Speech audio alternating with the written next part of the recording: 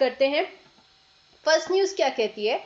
Simultaneous polls do not violate constitutional basic structure. Justice Gavai, जो हमारे formal CJI हैं, justice Gavai, उन्होंने कहा कि साइमल्टेनियस पोल्स जो हैं वो बेसिक स्ट्रक्चर डॉक्ट्राइन को वायोलेट नहीं कर रहे हैं। अब यहाँ से हमारे लिए इंपॉर्टेंट हो जाता है पहले समझना, मैम ये साइमल्टेनियस पोल्स क्या होते हैं। देखो, जब हम Lok Sabha plus state legislative assemblies दोनों में सेम टाइम पर इलेक्शंस करवाएं, इसे कहा जाता है साइमल्टेनियस इलेक्शंस।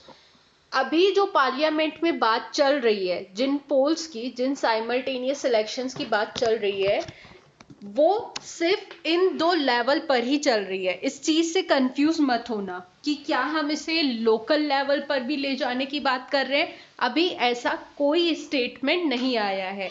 हम सिर्फ अभी इसे beginning level, that means Lok Sabha और स्टेट लेजिस्लेटिव असेंबलीज के इलेक्शन को साइमल्टेनियसली करवाने के लिए बात कर रहे हैं। ठीक है, अब होगा क्या? देखो, ये कोई नई प्रैक्टिस नहीं है। जब हमारा देश बना था तो जो स्टार्टिंग के इलेक्शंस थे 1951, 57, 62 एंड इवन 67, इन ईयर्स तक हमारी कंट्री में साइमल्टेनियस इलेक्शंस ही होते थे। या तो सिंगल डे में इलेक्शन होते थे लोकसभा के लिए भी, साथ के साथ स्टेट लेजिस्लेटिव असेंबलीज के लिए, या फिर सिमिलर या क्लोज टाइम फ्रेम, मतलब उसी समय के आसपास दोनों लेवल्स पर इलेक्शंस हो जाते थे। बट उसके बाद आपको पता है 1967 के बाद क्या हुआ? इमरजेंसी आई, चाइना इंडिया वॉर स्टार्ट हुआ, हमें लोकसभा को पहले डिसॉल्व करना पड़ गया, कई सारे स्टेट्स में प्रेसिडेंट रूल लगाने पड़ गए। इन सब की वजह से इलेक्शन की जो साइकिल है दोनों की, वो डिस्टर्ब हो गई। इसीलिए आज़ादी के बाद finally 129th amendment bill parliament में इंट्रोड्यूस किया गया, जो बात कर रहा है कि हमें लोकसभा और स्टेट लेजिस्लेटिव असेंबलीज के इलेक्शन को सिंक्रनाइज करना है। ये मुद्दा गया है पार्लियामेंट्री जॉइंट कमेटीज के पास कि क्या ये सही रहेगा, क्या ये कॉन्स्टिट्यूशनल है या नहीं। ठीक है, तो डिस्कस करते हैं एक एक चीजें। पहला, बेसिक स्ट्रक्चर डॉक्ट्राइन। पहला क्वेश्चन उठता है कि अगर आप दोनों लेवल के इलेक्शंस, दैट मीन्स लोकसभा को और स्टेट लेजिस्लेटिव असेंबलीज के इलेक्शंस को सिंक्रोनाइज कर रहे हो, तो क्या ये बेसिक स्ट्रक्चर डॉक्ट्राइन को वायलेट कर रहा है? द आंसर इज, समझते हैं। बेसिक स्ट्रक्चर डॉक्ट्राइन पहले समझो क्या होता है। हमारे कॉन्स्टिट्यूशन के कुछ ऐसे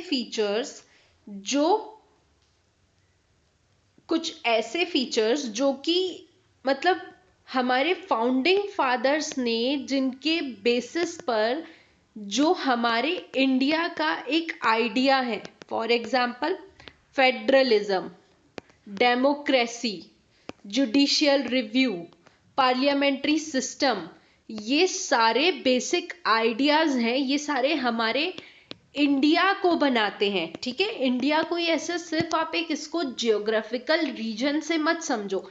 इंडिया एक ऐसा नेशन है जो कि इन आइडियाज से बना हुआ है। ठीक है, federalism, democracy, judicial review, parliamentary system. तो कहीं अगर ये अमेंडमेंट लाया गया तो ये बेसिक स्ट्रक्चर डॉक्ट्राइन को तो नहीं वायलेट कर रहा है। डिबेट ये कह रहा है कि कहीं ये फेडरल ऑटोनॉमी को तो नहीं डाइल्यूट करेगा।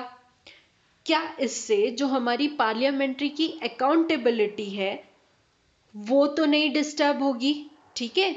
दूसरा, फेडरलिज्म कंसर्न्स। बेसिकली होता क्या है कि अगर किसी स्टेट की गवर्नमेंट्स पहले मतलब मिड टर्म में उन्हें खत्म करना पड़ जाए, तो क्या उन स्टेट्स में प्रेसिडेंट रूल बढ़ जाएंगे?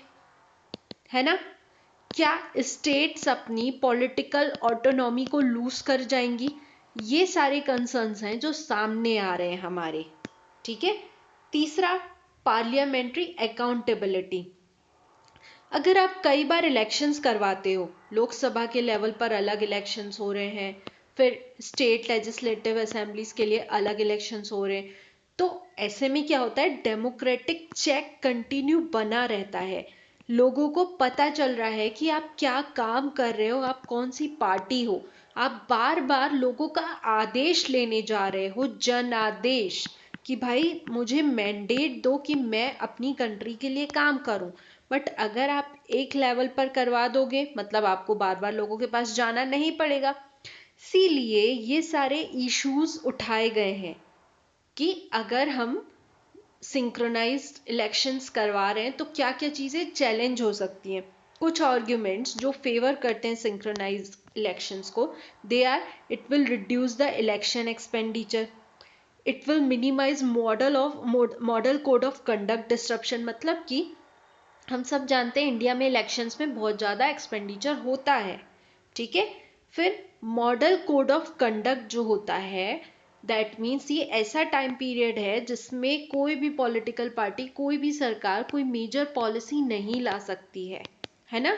तो मतलब कि इसका टाइम कम होगा, एडमिनिस्ट्रेटिव एफिशिएंसी आएगी, बेटर गवर्नेंस कंटिन्यू रहेगा, it will reduce populist announcements before every election.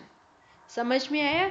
ये सारी चीज़ें बता रही हैं कि ओवरऑल जो भी हमारी सरकार बनेगी, जो भी हमारी गवर्नमेंट बनेगी, उसको टाइम ज़्यादा मिलेगा काम करने का।